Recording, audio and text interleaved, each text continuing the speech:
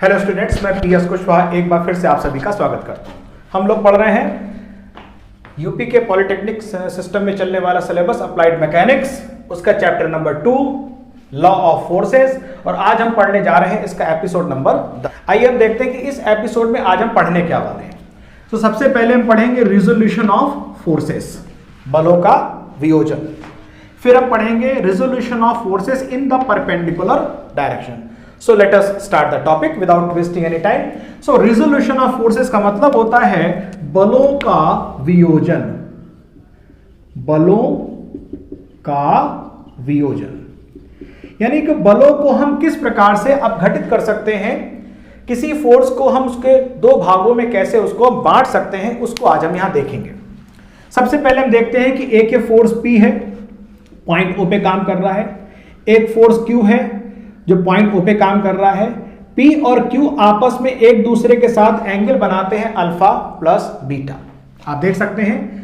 और R जो है P और Q का रिजल्टेंट है। सो R is the resultant of the force P and Q। तो हमने एक पैरेललोग्राम कंप्लीट कर लिया। O से बनाया A जो P को बताएगा, O से बनाया B जो Q को रिप्रेजेंट करेगा। ये यहां से पैरेललोग्राम कंप्लीट किया, O से एक डायगोनल ड्रॉ किया जिसने P और Q का रिजल्टेंट R को इंडिकेट किया। Now resultant R is inclined at an angle alpha with P, अर्थात परिणामी R और P के मध्य कोण अल्फा, परिणामी R और Q के मध्य कोण बीटा। ये पूरा एंगल, ये वाला अगर एंगल बीटा है तो अल्टरनेट एंगल एकांतर कोण की वजह से ये एंगल भी बीटा हो जाएगा। अब आप ट्रायंगल OAC को गौर करिए, ये एंगल अल्फा, ये एंगल बीटा, तो ये एंगल हो जाएगा 180 माइनस अल्फा माइनस बीटा। तो माइनस कॉमन ले लिया है तो 180 minus alpha plus beta.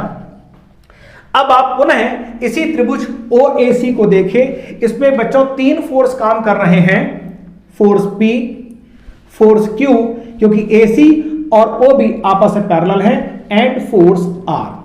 So three forces are acting in this triangle OAC. Force P is represented by side of the triangle OA. Force Q is represented by the side AC of the triangle, and force R is represented by the side OC of this triangle.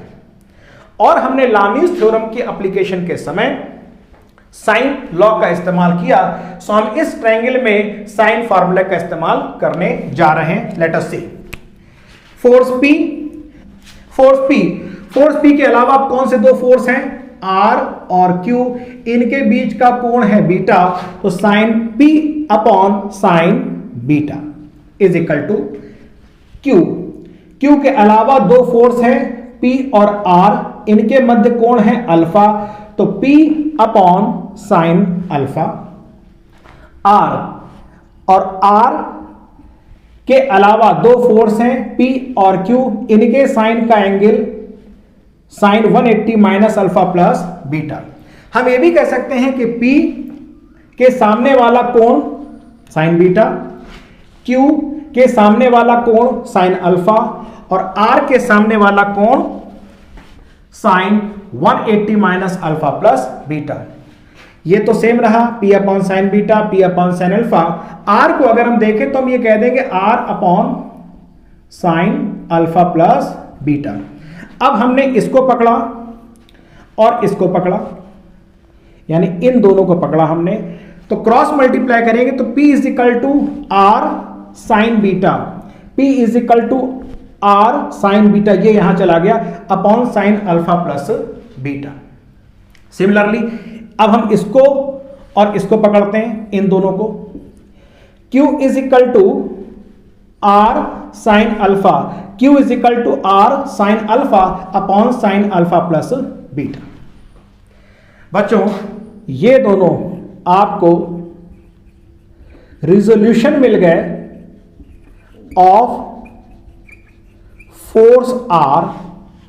These P and Q are the resolutions of force R. इस बल के दो घटक मिल गए P और Q। अगर एक force दिया गया है तो उसके दोनों घटक आप आपस में निकाल सकते हैं।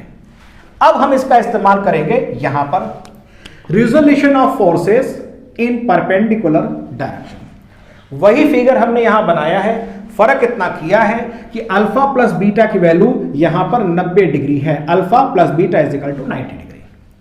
अब बच्चों ये P रहा, ये Q रहा, ये इसका रिजल्टेंट रहा, ये OAC ट्रायंगल हमने एक बार फिर से ले लिया। ये अगर अल्फा है, ये 90 है, तो ये वैल्यू हो जाएगी 90 minus alpha. Got it? Okay. P के सामने वाला angle sine 90 minus alpha, Q के सामने वाला एंगल साइन अल्फा, R के सामने का एंगल साइन 90। साइन 90 की वैल्यू हो गई 1। P is equal to R sine 90 minus alpha and this is cos alpha. P is equal to R cos alpha. Similarly Q is equal to, ये 1 हो चुका है, Q is equal to R sine alpha.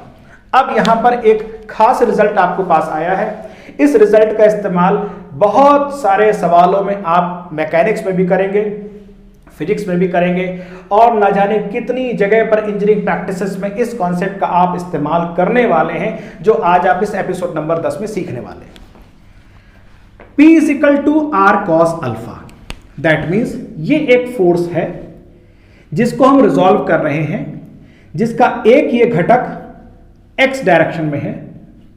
इसको हम some time x direction भी कहते हैं, या इसको हम हॉरिजेंटल डायरेक्शन भी कहते हैं। एक फोर्स R है जिसका एक घटक Q है जो कि y डायरेक्शन में है। इसको y डायरेक्शन भी कहा जाता है और इसको वर्टिकल डायरेक्शन भी कहा जाता है।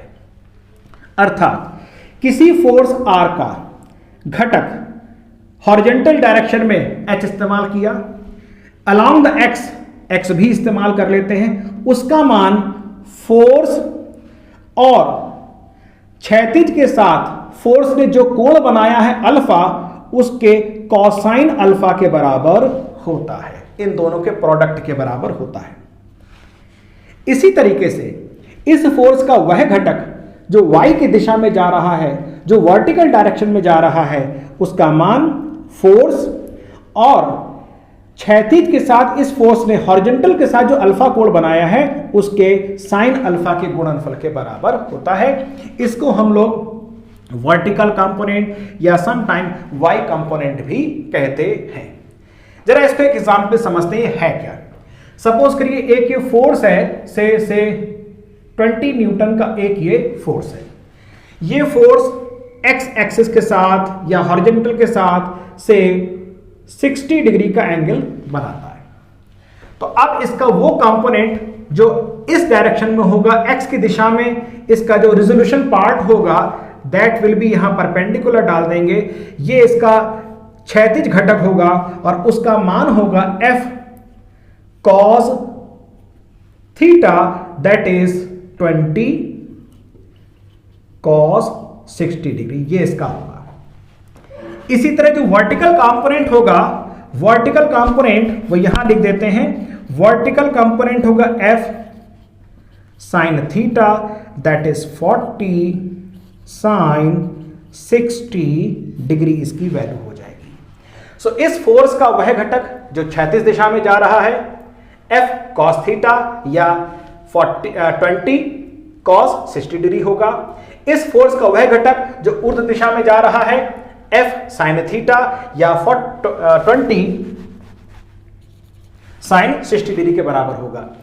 अब ये बात याद कैसे रहेगी, क्योंकि अगर हमने बेटा यहां पे फिगर बदल दिया, सपोज करिए अगर हमने फिगर ऐसे कर दिया, ये एक फोर्स है से P और इसने यहां से एंगल बनाया है 20 डिग्री का, और अब आपसे पूछा इसने वर्टिकल कंपोनेंट, हॉरिजॉन्टल कंपोनेंट, तो हॉरिजॉन्टल कंपोनेंट इसका हो जाएगा P sin 20 और वर्टिकल कंपोनेंट हो जाएगा P cos 20 डिग्री।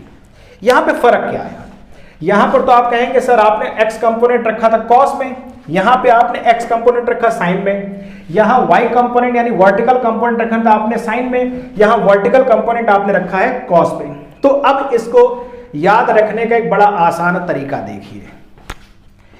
जब इस तरह आपको परपेंडिकुलर डायरेक्शन में x कंपोनेंट और y कंपोनेंट आपको चाहिए हो, ये तभी कॉन्सेप्ट लगेगा जब आपको परपेंडिकुलर डायरेक्शंस में x और y कंपोनेंट चाहिए होंगे। और आपको बता दें कि सवालों में अधिकतर स्थिति में आपको x कंपोनेंट और y कंपोनेंट ही चाहिए होते हैं। फोर्सेस को जब भी आप रिजॉल्व करेंगे तो दोनों रिजोल्यूशन आपस में एक दूसरे से 90 डिग्री पे होंगे। तो करना क्या है, जिस तरफ थीटा बना है, थीटा यहां बना है, F ने थीटा यहां बनाया, तो थीटा के साथ वाला जो कंपोनेंट होता है F के पास वाला कंपोनेंट कॉस वाला कंपोनेंट होता है। फिर से F के पास वाला कॉस वाला F कॉस थीटा, फोर्स के पास वाला कॉस कॉस 20, F से दूर वाला साइन वाला, F से थीटा से दूर वाला साइन वाला, तो दूर वाला साइन वाला हो जाएगा, तो दूर वाला यहां पे साइन वाला कंपोनेंट हो जाएगा। तो इसको आप याद कर सकते हैं, पास कॉस और दूर sine. This is one of the important formula.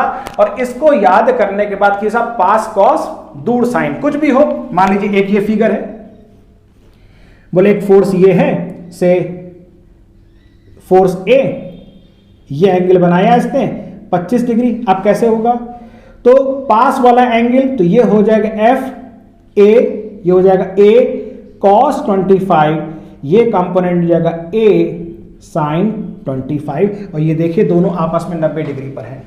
So this is the concept of resolution of forces. हम इनका इस्तेमाल बहुत सारे सवालों में करने जा रहे हैं। सो वो कैसे सवाल आएंगे उसको हम नेक्स्ट एपिसोड में देखेंगे। Till then thank you very much.